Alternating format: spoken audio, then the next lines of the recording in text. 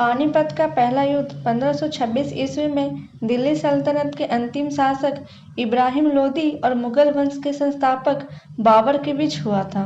इस युद्ध में बाबर की विजय हुई थी और इब्राहिम लोदी पराजित हुआ था।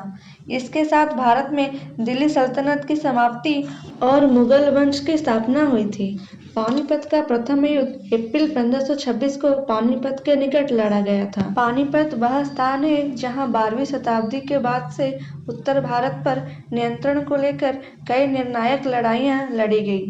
पानीपत के प्रथम युद्ध ने ही भारत में मुगल साम्राज्य की नींव रखी।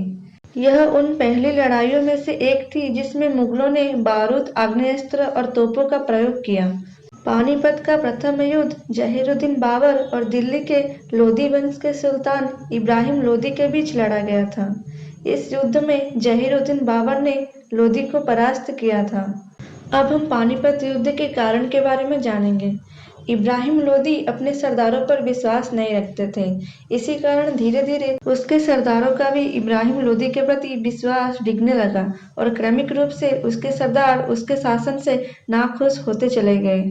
उत्तराधिकार के निर्धारण के दौरान इब्राहिम लोदी को अपने राज्य का एक हिस्सा अपने भाई जलालखों को देना पड़ा और जलालखों को जौनपुर का शासक नियुक्त करना पड़ा। लेकिन कुछ समय पश्चात उसने अपने इस निर्णय को पलट दिया। मेवाड़ के समकालीन शासक राणा संग्राम सिंह के साथ वह युद्ध में लंबे समय तक उलझा रहा और अंततः पराजित भी हुआ। इससे उसकी सैन्य शक्ति कमजोर हो गई। पंजाब के सूबेदार दौलत खां लोदी और इब्राहिम लोदी का चाचा आलम खां लोदी ने बाबर को भारत पर आक्रमण का निमंत्रण दिया। बाबर की रणनीति। अस्त्र शस्त्र ही नहीं बल्कि बाबर की तुलगुमा और अरवा की रणनीति ने भी उसे जीत के लिए प्रेरित किया था। तुलगुमा युद्ध नीति। इसका मतलब था पूरी सेना को विभिन्न इकाइयों बाएं, दाहिने और मध्य में विभाजित करना। बाएं और दाहिने भाग को आगे तथा अन्य टुकड़ियों को पीछे के भाग में विभाजित करना था। इसमें दुश्मनों को चारों तरफ से घेरने के लिए एक छोटी सेना का उपयोग किया जा सकता था। अरवा युद्ध नीति। केंद्रीय फॉरवर्ड डिवीजन को तब बैलगाड़ियां प्रदान की जाती थी जिन्हें दुश्मनों का सामना करने वाली पंक्ति में रखा जाता था और ये जानवरों की चमड़ी से बनी रस्सियों से एक दूसरे से बंधे होते थे। पानीपत के पहले युद्ध से संबंधित प्रमुख बिंदु। बाबर का भारत पर 5वां आक्रमण था। पंजाब के सूबेदार दौलत खां लोदी ने आत्मसमर्पण कर दिया और आलम खां लोदी ने भी बाबर की अधीनता स्वीकार कर ली और अब बाबर दिल्ली की तरफ बढ़ रहा था।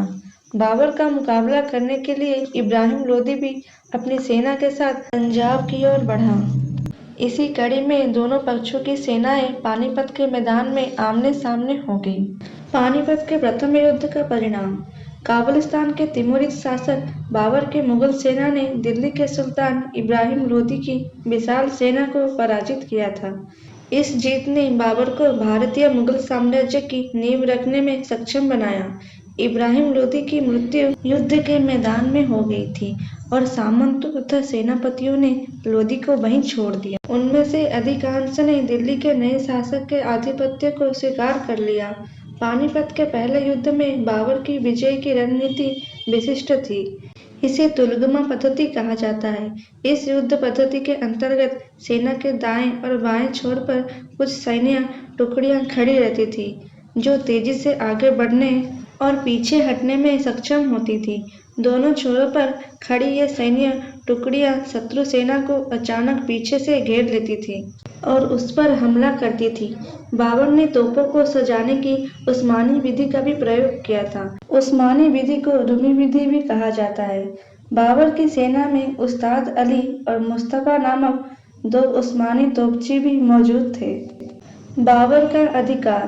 पानीपत के युद्ध ने भारत के भाग्य का ही नहीं बरं लोदी वंश के भाग्य का भी निर्णय कर दिया।